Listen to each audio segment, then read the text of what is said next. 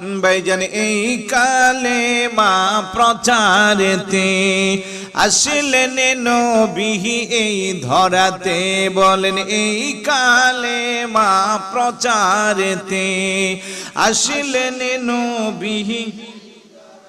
কত কষ্ট দিনে রাতে, কত করিলেন নবী সাল্লাল্লাহু আলা ইলাহা আলা ইলাহা।